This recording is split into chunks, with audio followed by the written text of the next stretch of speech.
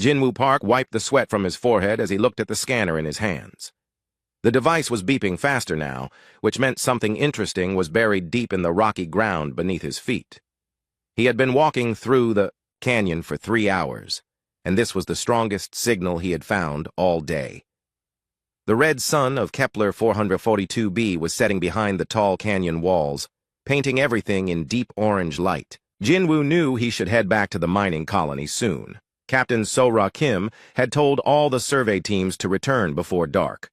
The nights on this planet were cold and dangerous, but the scanner was showing something big, something that could change everything for the mining operation. Jinwoo was 28 years old and had been working as a geological engineer for 5 years. He loved his job, even though it meant living on remote planets far from Earth. The colony of New Busan was home to 3,000 humans who worked day and night to dig quantum crystals from the planet's crust. These crystals were the most important resource in the galaxy. Without them, spaceships could not travel faster than light. The scanner beeped even louder. Jinwoo knelt down and started digging with his portable drill. The rocky soil was hard, but after 10 minutes, he found what the scanner had detected. It was a cluster of quantum crystals, but they were different from anything he had seen before. These crystals were glowing with a soft blue light, and they felt warm to the touch. Jinwoo activated his communication device to call his team leader, but something was wrong. The device was not working. He tried several times, but all he heard was static. This was strange because the communication system on Kepler 442b was very reliable. Then he heard a sound that made his blood run cold. It was a low humming noise that seemed to come from everywhere at once. The sound grew louder and louder until the ground beneath his feet started to shake. Jinwoo looked up at the sky and saw something that should not have been there. 3 massive ships were dropping out of hyperspace directly above the canyon. The ships were unlike anything humans had ever built. They looked like they were made from living metal and crystal, with strange organic curves that hurt to look at. The ships were huge, each one probably the size of a small city. They moved silently through the air, defying the laws of physics that Jinwoo understood. As they descended, he could see weapons ports opening along their hulls like hungry mouths. Jinwoo knew he had to run. He grabbed his equipment bag and the strange glowing crystals, then started sprinting toward the canyon exit. His heart was pounding so hard he could hear it over the sound of his boots on the rocky ground. Behind him, bright beams of energy shot down from the alien ships. The beams hit the canyon walls, turning solid rock into glowing liquid that dripped like melted butter. Jinwoo could feel the heat on his back as he ran. He was almost at the canyon exit when the first alien soldier landed in front of him. The creature was like nothing from Earth's worst nightmares. It stood 8 feet tall on 6 legs that ended in razor-sharp claws. Its body was covered in armor that looked like it had grown from its skin. The armor was made of the same crystalline material as the ships, and it pulsed with inner light. The alien's head was the worst part. It had multiple eyes arranged in a circle around what might have been a mouth. When it moved, Jinwoo could hear a clicking sound, like hundreds of insects talking to each other. More alien soldiers were landing around the canyon. Jinwoo counted at least 20 of them, all moving with perfect coordination. They surrounded him quickly, their weapons pointing at his chest. Jinwoo raised his hands slowly. He had been trained for situations like this, though he had never believed he would actually need the training. The first rule was to stay calm and not make any sudden movements. One of the aliens stepped forward. This one was different from the others. It was larger, and its armor was more elaborate. Strange symbols glowed along its arms and chest. When it spoke, Jinwoo was surprised to hear words he could understand. "Human," the alien said in a voice like breaking glass. "You will come with us." "Who are you?" Jinwoo asked, trying to keep his voice steady. "What do you want?" The alien tilted its head, studying him with its multiple eyes. "We are the Vex Empire. You are now our prisoner. You will provide us with information about your species." Jinwoo's training told him to give only his name, rank, and identification number. But he was not a soldier. He was just an engineer who had found some interesting crystals. "I don't know anything important," Jinwoo said. "I'm just a mining engineer." The alien made a sound that might have been laughter. All humans know something important. Your neural pathways contain data about your colonies, your technology, your military capabilities. We will extract this information from your mind. Before Jinwoo could respond, one of the alien soldiers shot him with some kind of energy weapon. The beam hit his chest, and he felt his muscles lock up. He could not move, but he was still conscious. His body felt like it was made of stone. The aliens picked him up and carried him toward one of their ships. As they moved, Jinwoo could see the canyon around him changing. The alien weapons had melted huge sections of rock, creating new pathways and caves. In just a few minutes, they had reshaped the landscape that had taken millions of years to form. The ship they carried him to was even more terrifying up close. The hull was covered in what looked like veins and arteries, pulsing with different colored lights. There were no visible doors or windows, just organic openings that dilated like pupils when the aliens approached. Inside the ship, Jinwoo was placed in what could only be described as a cell. The walls were soft and warm, like the inside of some giant creature. Strange tubes hung from the ceiling, and the floor seemed to breathe beneath his feet. As the paralysis wore off, Jinwoo could move again. He tried to find a way out of the cell, but there were no visible doors or controls. The walls responded to his touch, becoming firmer when he pushed against them. Through the organic walls, he could feel the ship moving. They were leaving the planet's surface, heading into space. Jinwoo thought about his team, wondering if they had escaped. He hoped Captain Sora Kim had received some kind of warning about the alien attack. The ship accelerated, and Jinwoo felt the familiar sensation of entering hyperspace. They were leaving the Kepler 442b system, taking him to some unknown destination. He had no idea what the aliens wanted from him, but he was certain it would not be pleasant. In his pocket, the strange glowing crystals he had found were still warm. He had managed to keep them hidden during his capture. Jinwoo did not know why, but he felt these crystals might be important. Perhaps they were connected to the alien arrival in some way. As the ship traveled through hyperspace, Jinwoo tried to prepare himself for whatever was coming. He thought about his family on Earth, his friends at the mining colony, and the life he might never see again. He did not know that his capture would start a chain of events that would change the galaxy forever. He did not know that Earth was already preparing a response that would make the Vex Empire wish they had never heard of humanity. All Jinwoo knew was that he was alone, millions of light years from home, in the hands of creatures that saw him as nothing more than a source of information to be extracted and discarded. The Vex ship called Dominion Shard was massive beyond human understanding. It stretched for 50 kilometers from nose to tail, with thousands of smaller vessels docked inside its hull like parasites feeding on a giant host. The ship was alive, in ways that human science could not explain, its walls pulsing with bioelectric currents that carried information faster than any computer. Jinwoo had been a prisoner for 12 days now. The aliens had moved him from his first cell to what they called an interrogation chamber. The room was filled with machines that looked like they had grown from the floor rather than being built. Strange tentacles hung from the ceiling, each one tipped with different tools that Jinwoo did not want to think about. Nexus Prime Vok entered the chamber with the fluid grace of a predator. The Vex commander was larger than the soldiers who had captured Jinwoo, standing nearly 10 feet tall. Its crystalline armor was more elaborate, with glowing symbols that shifted and changed as it moved. Multiple eyes tracked Jinwoo's every movement, while others seemed to look at things that were not there. "Human Jinwoo Park," Vok said in that glass-breaking voice. "Today, we will begin the deep extraction." Jinwoo was strapped to a table that had molded itself to fit his body. He had tried to resist during the first few interrogation sessions, but the aliens had ways of making resistance pointless. The bioneural probes they used could stimulate his nervous system directly, causing pain or paralysis at will. "I already told you everything I know," Jinwoo said through gritted teeth. "I'm just an engineer. I don't have access to military secrets." Vok moved closer, its multiple eyes focusing on Jinwoo's face. "Your words are meaningless. Your neural patterns reveal the truth. You carry data about Earth's defensive capabilities, colony locations, and population centers. We will extract this data whether you cooperate or not." One of the tentacles from the ceiling descended toward Jin Woo's head. At its tip was a device that looked like a metallic spider with dozens of thin needles. He had seen this device before during previous sessions. The needles would penetrate his skull and interface directly with his brain tissue. "Wait," Jin Woo said quickly. "If you're going to do this anyway, why not tell me why? What does the Vex Empire want with humanity?"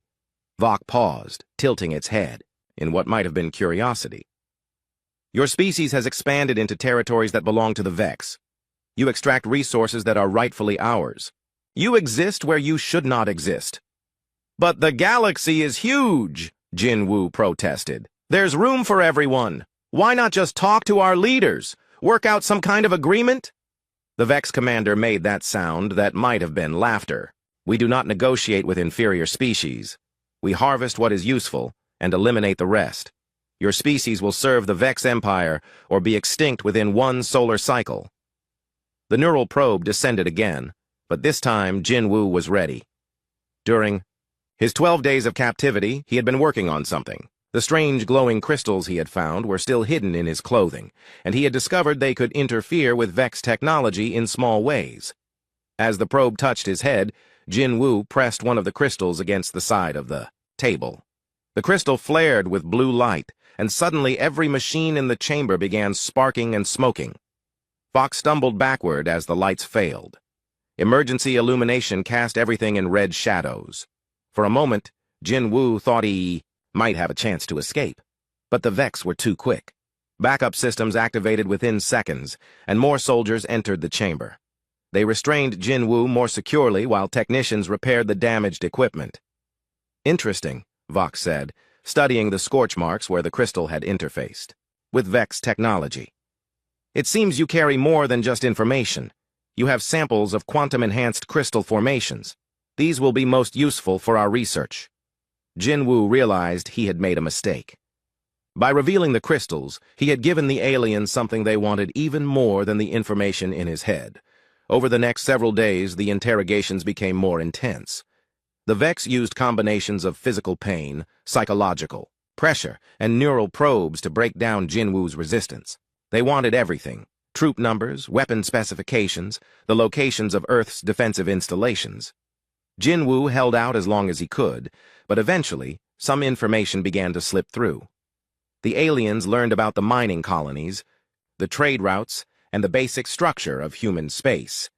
Each piece of data they extracted made them more confident about their upcoming invasion.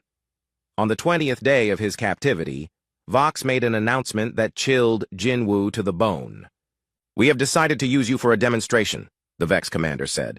"Your species will see what happens to those who resist the Vex Empire." They moved Jin Woo to a different part of the ship, a chamber filled with recording equipment.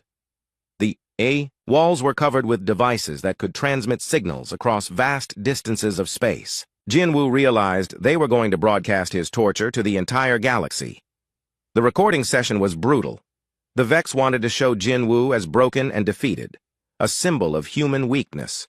They forced him to read statements about the superiority of the Vex Empire and the futility of resistance. But Jin Woo found small ways to resist. When they made him list human colony locations, he gave coordinates that were slightly wrong. When they forced him to describe Earth's defenses, he exaggerated some capabilities while hiding others. The Vex did not seem to notice these small deceptions. The final part of the recording was the ultimatum. Vox spoke directly to the camera, his multiple eyes reflecting the light in disturbing ways. "Humans of Earth," the Vex commander said. "We have captured one of your species. As you can see, he is now under our complete control. You have 30 of your standard days to withdraw from all disputed territories and surrender your quantum crystal mining operations. If you refuse, we will execute this prisoner and begin the systematic destruction of your colonies." Jin Woo was forced to look into the camera as Vok continued the message. "Your species is weak and primitive. You cannot stand against the might of the Vex Empire. Surrender now, and some of you may be allowed to live as slaves." After the recording was complete, Jin Woo was returned to his cell. He felt defeated and exhausted, but he also felt something else: anger. The Vex thought they understood humanity, but they were wrong. They saw humans as just another species to be conquered and enslaved. What the Vex did not understand was that humans were different. They had spent thousands of years learning how to fight wars, how to survive against impossible odds, and how to come together when threatened. The capture of one human would not make Earth surrender. It would make them furious.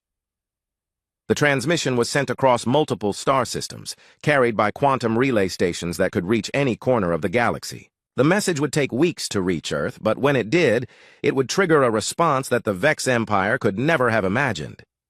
In his cell, Jinwoo held the remaining crystal in his hand. Its blue glow was faint now, but it still felt warm against his skin. He did not know what these crystals were or why they could interfere with Vex technology, but he suspected they would be important somehow. The ship continued its journey through hyperspace, carrying Jinwoo toward whatever fate the Vex had planned for him. He tried to stay strong, remembering his training and thinking about his family back on Earth. He did not know that his capture would become the spark that ignited the greatest war in galactic history. He did not know that Earth was already preparing weapons that could destroy entire star systems. All he knew was that he had to survive long enough for help to arrive, and help was coming, though not in the way anyone expected. The war room beneath Seoul Spaceport was buried 3 kilometers underground, protected by layers of quantum-hardened armor that could survive a direct hit from a star destroyer. Admiral Hyun-I Lee stood before the massive display screen, watching the Vex transmission for the 5th time. Each viewing made her angrier. Jinwoo Park looked broken and exhausted in the alien recording, but Admiral Lee could see something else in his eyes: defiance. The young engineer had not given up, even after weeks of torture. That made what she was about to do both easier and harder. "Play it again," she ordered. "Admiral," said Captain Wan Suzhou, her aide. "We've analyzed every frame. The message is clear. They want us to surrender or they'll kill him and attack our colonies." Admiral Lee turned away from the screen. She was 53 years old and had spent her entire adult life preparing for this moment. Not this exact situation, but something like it. The possibility that humanity would face an enemy that threatened their very existence. "Send the activation codes," she said quietly. Captain Joe looked confused. "Which codes, Admiral?" "All of them. Protocol Omega is now in effect."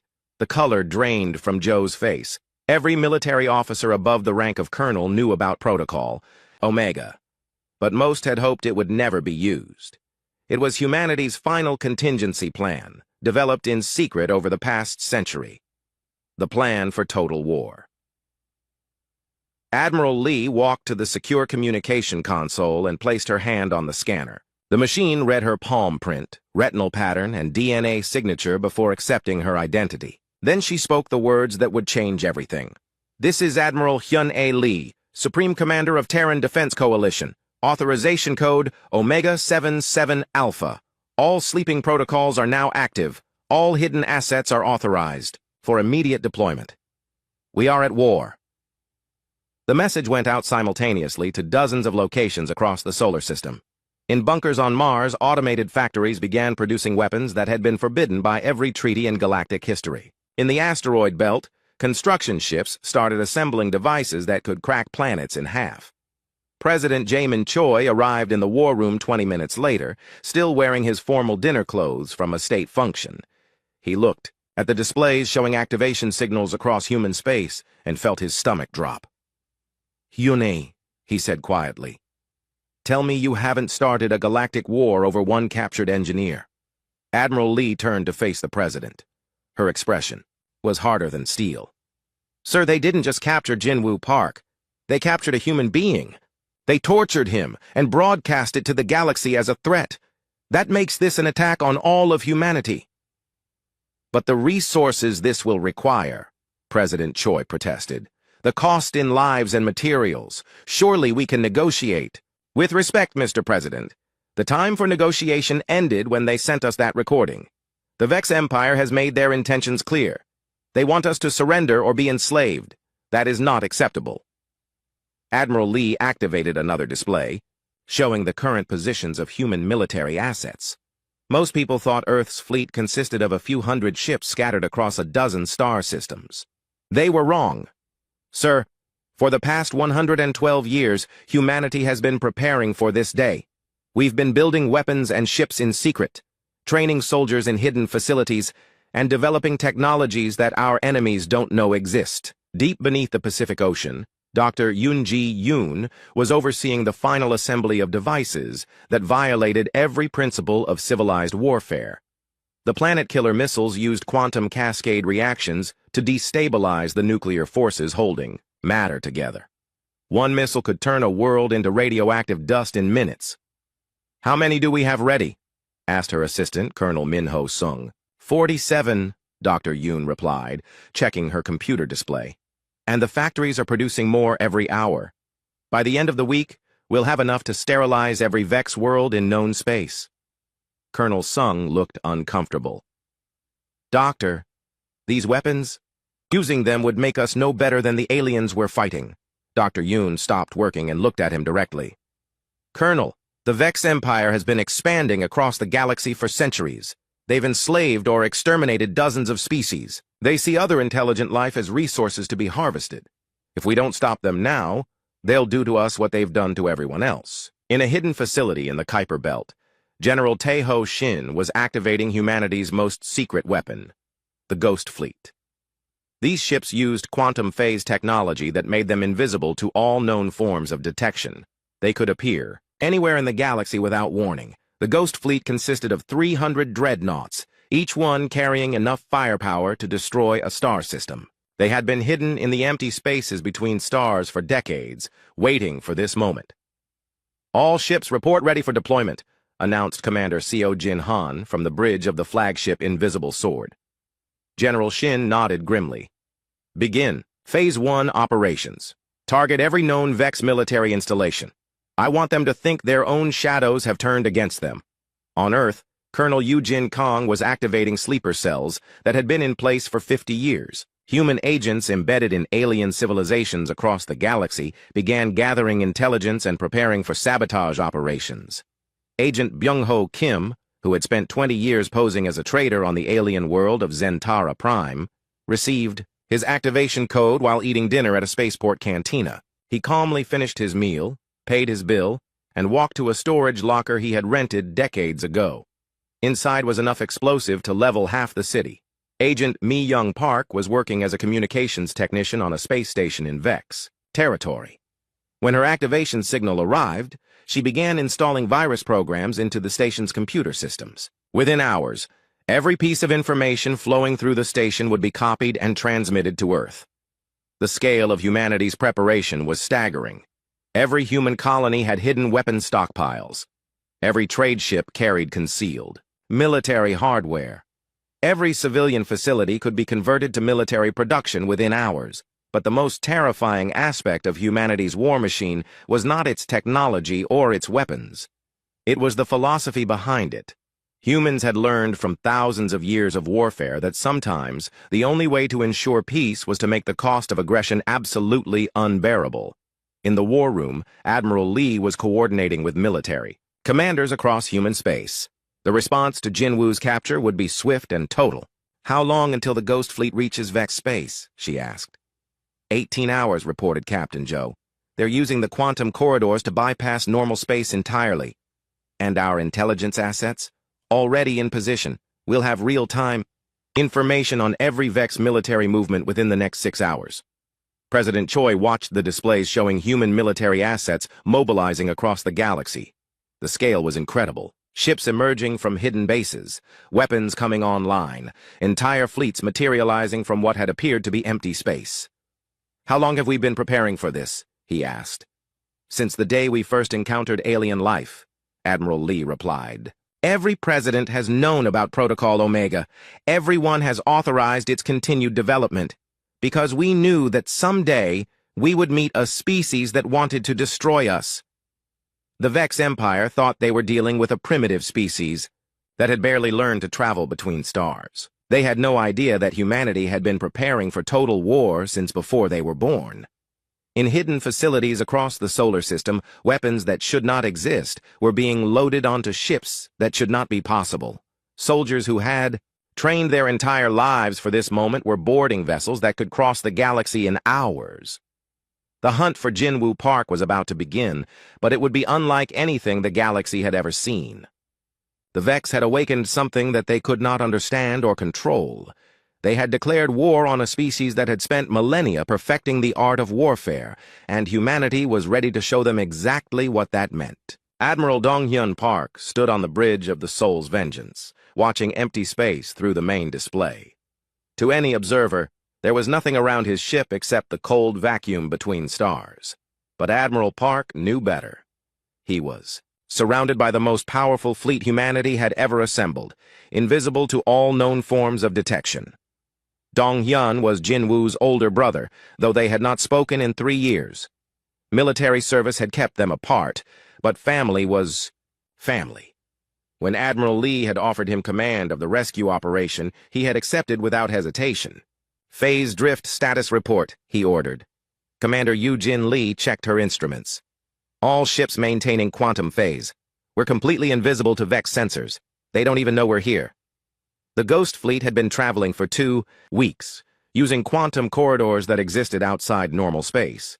These corridors allowed human ships to cross vast distances without being detected, appearing anywhere in the galaxy like ghosts materializing from the void.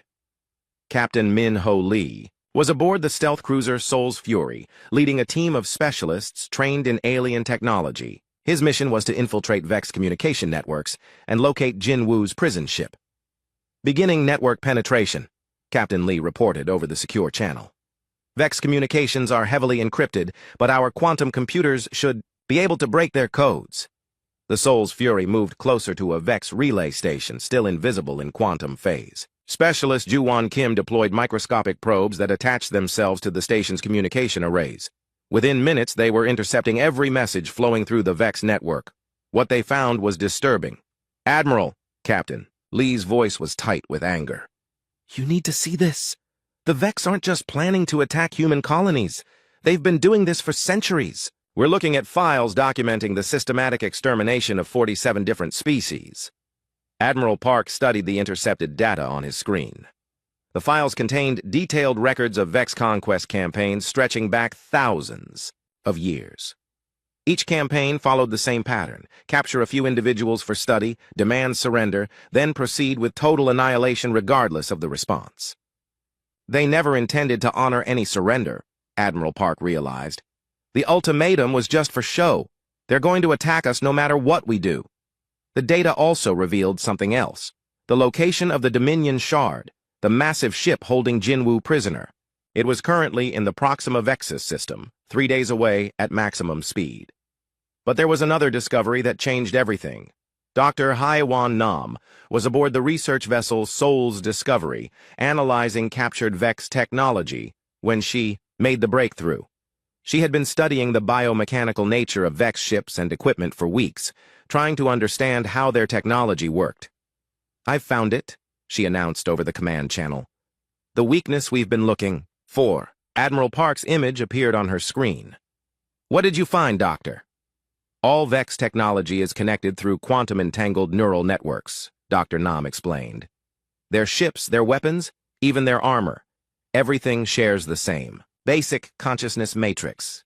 It's how they coordinate so perfectly." "And that's a weakness how?" Dr. Nam smiled grimly. "Because it means a properly designed virus could cascade through their entire civilization. If we can access their network and introduce the right kind of disruption, we could disable all their technology simultaneously." The implications were staggering. Instead of fighting the Vex fleet by fleet, ship by ship, humanity could potentially cripple their entire empire in a single coordinated attack. But first, they needed to rescue Jinwu. Fleet Commander Sang-wook was coordinating the overall strategy from his flagship, the Hidden Blade. The rescue mission had expanded into something much larger: a comprehensive intelligence-gathering operation designed to map the entire Vex Empire. Phase 2 is now active, Commander O announced to the fleet. "All ships begin deep reconnaissance. I want complete tactical data on every Vex installation in this sector. Human ships phased into existence around dozens of Vex worlds, invisible and undetected. They mapped defense systems, cataloged military assets, and identified key infrastructure, targets." The Vex had no idea they were being watched. Agent Mi-young Park, still working undercover on the Vex communication station, had planted monitoring devices throughout the facility. She was listening to every order flowing through the Vex command structure. "They're planning something big," she reported to her handler on Earth. "Multiple fleets are being recalled to the home system. It looks like they're preparing for a major offensive against human space." The intelligence was crucial. The Vex were not content to wait for humanity's surrender. They were already mobilizing for an invasion that would dwarf anything the galaxy had ever seen. On the Soul's Vengeance, Admiral Park was reviewing the tactical situation with his senior officers. The rescue of Jin Woo had become secondary to a much larger mission, preventing the extinction of humanity. "We have a choice," Admiral Park told his staff. "We can attempt to rescue my brother and risk exposing our capabilities, or we can use our intelligence advantage to strike first." Captain Sung-min Yoon, the fleet's chief strategist, spoke up. "Sir, with respect, I don't think those are mutually exclusive options. If we coordinate the rescue with a larger operation, we could accomplish both objectives." Admiral Park studied the tactical displays. The Vex Empire controlled 17 star systems with hundreds of military installations, but they had one critical vulnerability: their reliance on centralized command and control. "Dr. Nam," Admiral Park said over the communication channel, "how long would you need to develop this quantum virus?" "If I had access to a Vex command node, I could probably create something effective within 48 hours, Dr. Nam replied. "But I'd need direct access to their neural network." "The Dominion Shard," Captain Lee said suddenly. "It's their sector command ship. If we could get aboard—" Admiral Park nodded slowly. The plan was incredibly dangerous, but it might be their only chance to stop the Vex before they launch their invasion. "New mission parameters," Admiral Park announced to the fleet. "We're going to rescue Jinwoo Park and steal their entire computer network in the process." The rescue operation was redesigned as a two-phase assault. First, human agents would infiltrate the Dominion Shard and extract both Jinwoo and crucial data about Vex technology. Then, the Ghost Fleet would use that information to launch a coordinated strike against every Vex military installation simultaneously.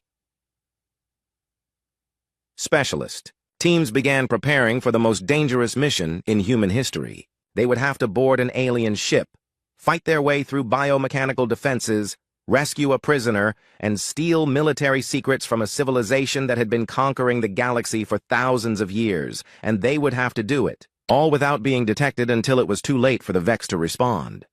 Captain Jae-sung Ko led the assault team aboard the stealth transport Soul's Shadow. His soldiers were equipped with weapons and armor designed specifically for fighting Vex forces.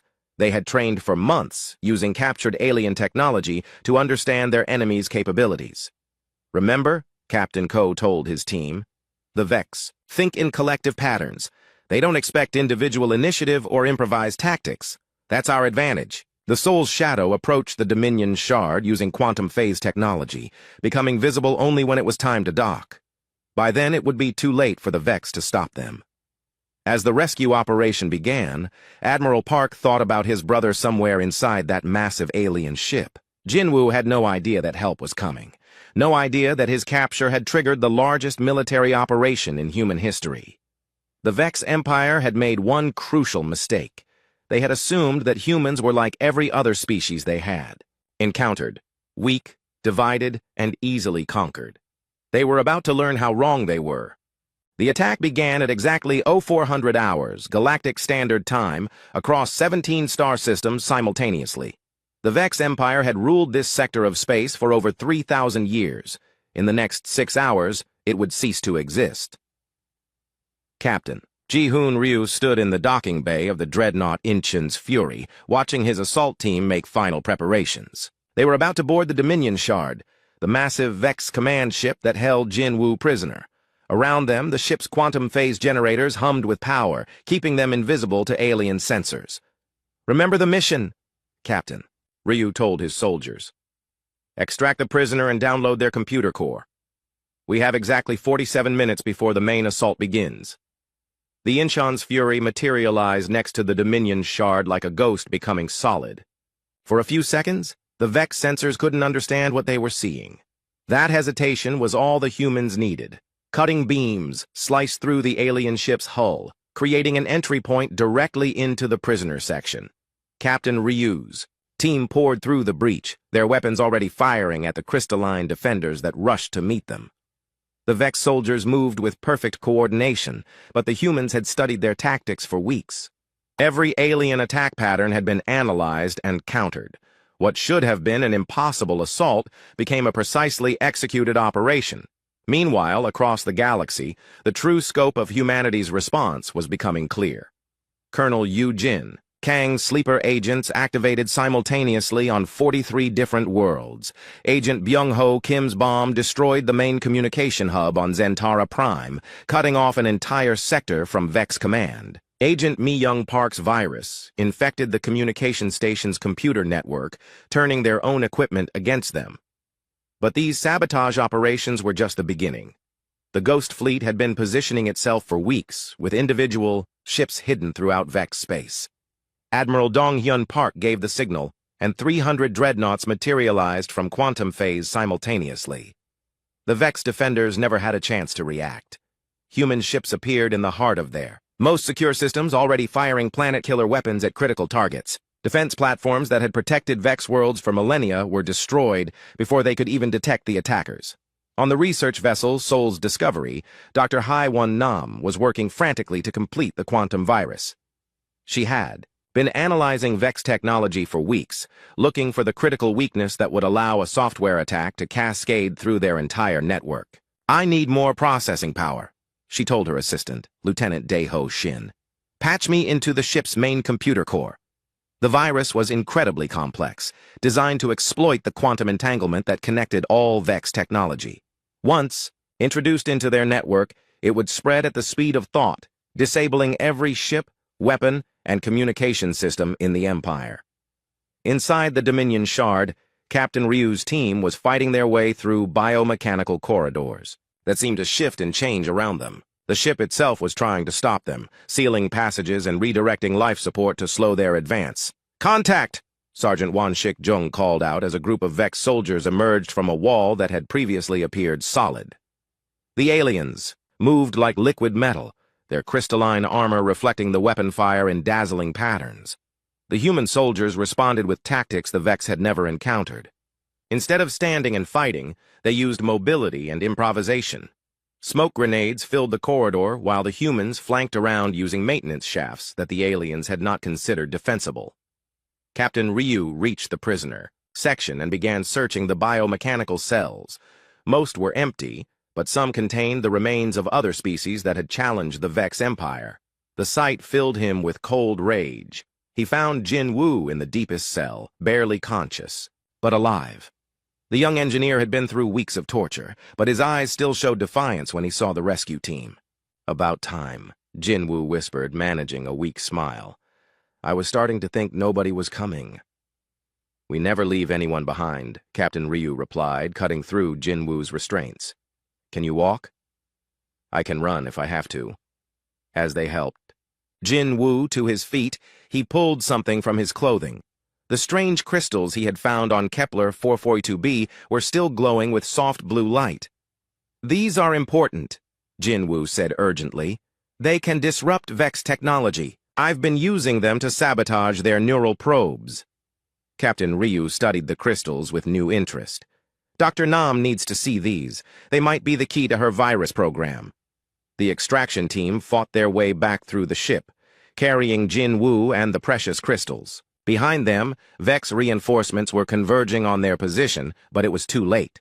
The humans had already accomplished their primary mission. As the rescue team returned to the Inchen's Fury, the ship's computer specialists were downloading terabytes of data from the Dominion Shard's memory core. Every tactical plan, every fleet position, every weapon specification. Humanity was stealing the entire military database of the Vex Empire. Dr. Nam received the crystal samples and began analyzing them immediately. What she found exceeded her wildest hopes. "These aren't just crystals," she announced over the command channel. "They're quantum computation matrices, natural formations that can process information at the subatomic level. With these, I can make the virus 1,000 times more powerful." The final assault began as human fleets emerged from quantum phase across Vex space. But this was not a conventional attack. Instead of destroying Vex installations with weapons, they began deploying the quantum virus. Major Sujin Lim watched from the bridge of the destroyer Soul's Lightning as the virus took effect on a Vex military base. The alien ship simply stopped moving, their biomechanical systems shutting down as the virus spread through their neural networks. "It's working," she reported to Fleet Command. "All Vex technology in this system is going offline." The virus spread faster than anyone had anticipated. The quantum entanglement that connected all Vex technology became the mechanism of their destruction. As each infected system connected to others, the virus propagated across the galaxy at the speed of thought. On Vex worlds, massive biomechanical cities went dark as their organic computers shut down. Fleets of warships that had terrorized the galaxy for millennia drifted powerless through space. Even individual Vex soldiers found their armor and weapons failing as the virus reached their personal equipment. Fleet Commander Sang-wook monitored the assault from his flagship, watching as 17 star systems fell silent one by one. The Vex Empire, which had seemed unstoppable just hours before, was collapsing faster than anyone had thought possible. "Status report on the Dominion Shard," Commander O requested. "Target neutralized," Admiral Park reported. "The virus has shut down all their systems. They're completely helpless." The rescue of Jin Woo had succeeded, but the operation had grown into something much larger. Humanity had not just saved one prisoner. They had eliminated an entire galactic empire in the space of 6 hours. As news of the victory spread through human space, the true scale of what had happened began to sink in. 57 star systems, hundreds of worlds, trillions of Vex entities, all neutralized in what appeared to be a single, coordinated moment. The galaxy would remember this day as the moment when humanity announced itself as the new dominant power. The species that had seemed primitive and weak had demonstrated a capacity for total warfare that no alien civilization could match. But for Jinwoo Park, floating in the medical bay of the Incheon's Fury as doctors treated his injuries, the victory felt hollow. He had been rescued, but at the cost of an entire civilization. The weight of that knowledge would stay with him for the rest of his life. The Vex Empire was gone, destroyed by the very technology they had used to oppress others, and humanity had shown the galaxy exactly what happened when you threatened one of their own. 6 months after the destruction of the Vex Empire, Jinwoo Park stood before the Galactic Council in the Great Assembly Hall of New Geneva. The hall was filled with representatives from 47 different species, all of whom had been freed from Vex oppression by humanity's decisive action. Jinwoo looked different now. The torture had left scars on his body and mind, but his eyes held a strength that had not been there before. He wore a simple black suit rather than a military uniform, though he carried the honorary rank of admiral in recognition of his role in starting the war that changed everything. Secretary General HFY called the assembly to order. She was the first human to hold this position, elected unanimously by the grateful species that humanity had liberated. The Galactic Council itself was a new institution, created to prevent any single empire from dominating the galaxy again. "We are here today to establish the principles that will govern our shared future," Secretary General Wan announced. "The events of the past year have shown us what happens when peaceful species face an enemy that knows only conquest and slavery." The PAO delegates listened in respectful silence. Many of them represented civilizations that had been enslaved by the Vex for centuries. Others came from worlds that had been marked for destruction before humanity's intervention saved them. Jinwoo was called to testify about his experiences aboard the Vex ship. His account of the torture and interrogation was difficult to hear, but necessary for the historical record. More importantly, his testimony established the legal framework for what would become known as the One Human Doctrine. The capture and torture of one human being was treated by Earth as an act of war against all humanity, Jinwoo explained to the assembly. This was not an overreaction or a military mistake. It was a deliberate statement of principle. Ambassador Ketra of the Zalani Republic, whose people had been enslaved by the Vex for 800 years, asked the question that many were thinking. But surely the complete destruction of an entire empire was excessive. Could not some form of negotiation have been attempted? Jinwoo looked at the ambassador for a long moment before responding. "Ambassador Ketra, How many of your people did the Vex kill during their centuries of occupation? Approximately 4 billion, the ambassador replied quietly. And how many humans were killed in our response to their aggression? The question hung in the air.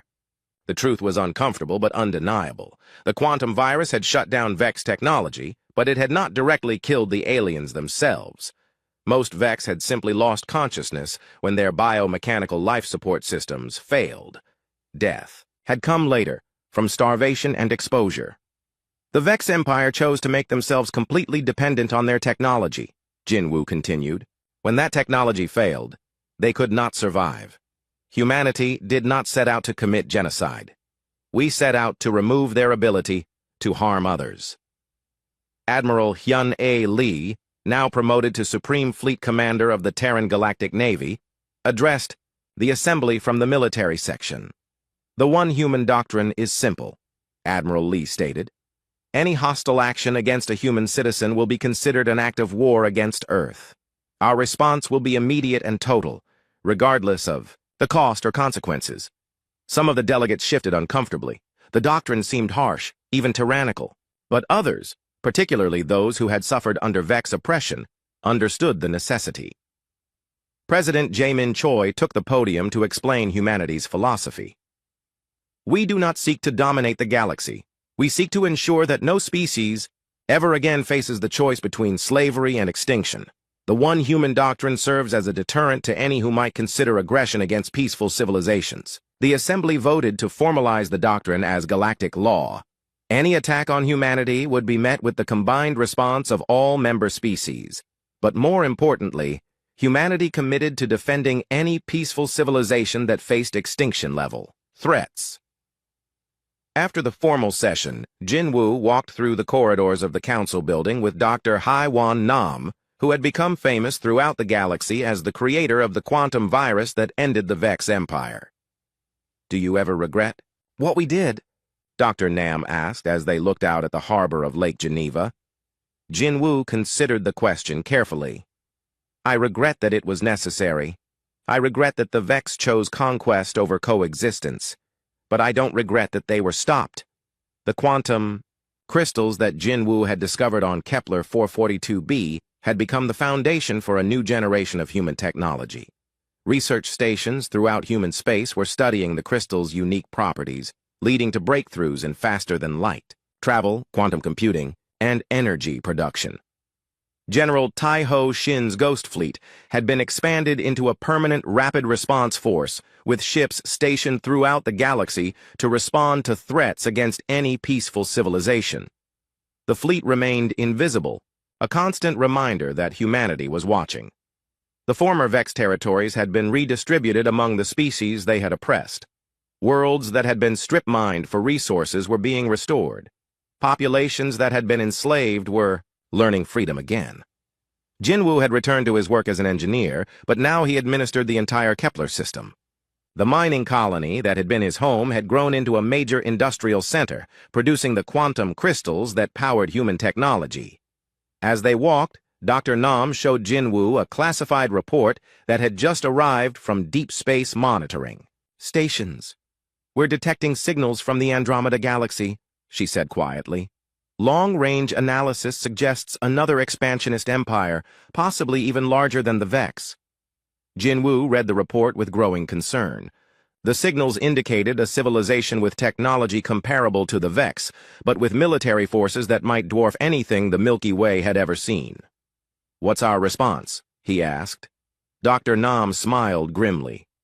Admiral Lee has already authorized a transmission to Andromeda. We're sending them the complete historical record of what happened to the Vex Empire, along with a simple message. The transmission had been sent using quantum relay technology, crossing the vast gulf between galaxies in a matter of hours. It contained detailed footage of the Vex Empire's destruction, tactical analyses of human military capabilities, and a single line of text. They took one human prisoner. This is what remained of them. Choose wisely. The message was humanity's way of announcing their presence to potential threats, while offering them a chance to learn from the Vex Empire's mistake. As Jinwu returned to his quarters that evening, he thought about the path that had led from his capture to this moment. One mining engineer's discovery of strange crystals had triggered the greatest war in galactic history. His torture and imprisonment had become the catalyst for humanity's emergence as the galaxy's dominant power. The irony was not lost on him. The Vex had captured him hoping to learn about human weaknesses. Instead, they had discovered humanity's greatest strength, their willingness to pay any price to protect their own. The galaxy was safer now, protected by the one human doctrine and the visible presence of Earth's military forces. But Jinwu knew that new threats would emerge eventually. Other empires would test humanity's resolve, and each time, Earth would respond with the same message. Touch one human, and face the wrath of all humanity. As he looked out at the stars, from his apartment window, Jinwu felt a mixture of pride and responsibility. He had become a symbol of humanity's refusal to accept defeat or submission. His survival had inspired the greatest military victory in galactic history. But with that victory came the burden of maintaining peace through strength. Humanity had shown the galaxy what they were capable of when threatened. Now, they had to prove they could be trusted with the power they had claimed. The one human doctrine was more than just a military policy. It was a promise to protect the innocent and a warning to those who would threaten them. As long as humanity existed, no peaceful species would face extinction alone. And if another empire chose to test that promise, they would learn what the Vex had learned too late. Humanity was not just another species to be conquered. They were a force of nature that responded to threats with overwhelming, implacable fury. The galaxy had been warned,